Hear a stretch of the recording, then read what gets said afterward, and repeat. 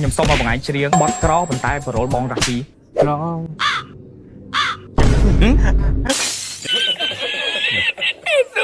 នៅក្បែរបងជីវិតថ្លៃនឹងលំបាននោះសែអូស្ទីលបង្កជាងរកនឹងគេវិញកបពីអូនឆ្ងាយបងឯងក្នុងធីមស្មោះធីមសាប់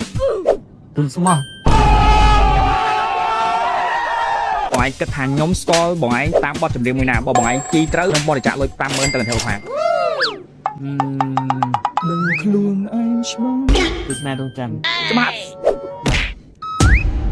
ត្រឹមត្រូវ50,000 រៀលទៅកន្ធាវផាអូខេបងអូខេគាត់លេងរងថ្ងៃមានសង្សារទៅ single full ចំណានេះណាគេ អ្នកហ្នឹងទៅជាបងប្រុស ចំណាណាគេ ទៅដែរ ជាដំបូងខ្ញុំសុំសួរមកមួយសិនថាតើបងនៅក្នុងធីមស្មោះឬធីមសាប់ហើយស្មោះហេធីមតែមួយមកឥឡូវចង់សួរថាតើបងឯងមានសង្សារហើយឬនៅមានអី ម្នាក់ហ្នឹងមែនហ្នឹងហើយតើចង់សើចឃើញមុខសង្សារខ្លួនឯងសើចអញ្ចឹងសង្សារពិតគាត់ឃើញអីខ្ញុំអត់ដឹងទេបាទអាពីមានសង្សារហើយឬនៅអត់មានហ៎តើម្នាក់នេះត្រូវជាយ៉ាងម៉េចជាមួយនឹងអាហ្វីឯងណាគេ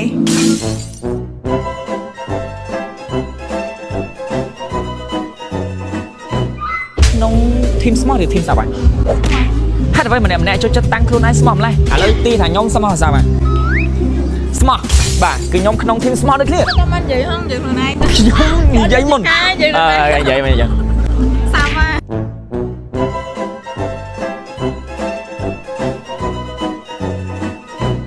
រាល់ថ្ងៃមានសង្សារហើយឬនៅចុះម្នាក់នេះគឺជាអ្នកណាត្រូវមិននឹងដៃ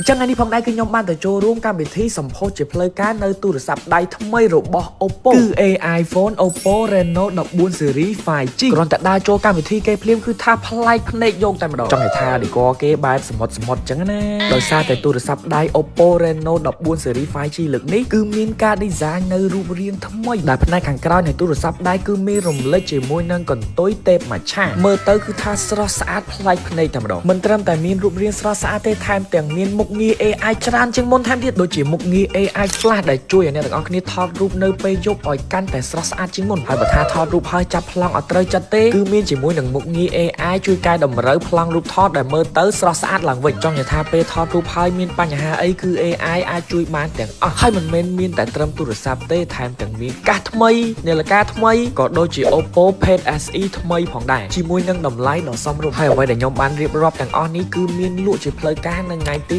19 ខែកក្កដាឆ្នាំ2025ដែលអ្នកទាំងអស់គ្នាអាច pre order ពីឥឡូវទៅដើម្បីទទួលបានកាដូជាច្រើន with Oppo make your moment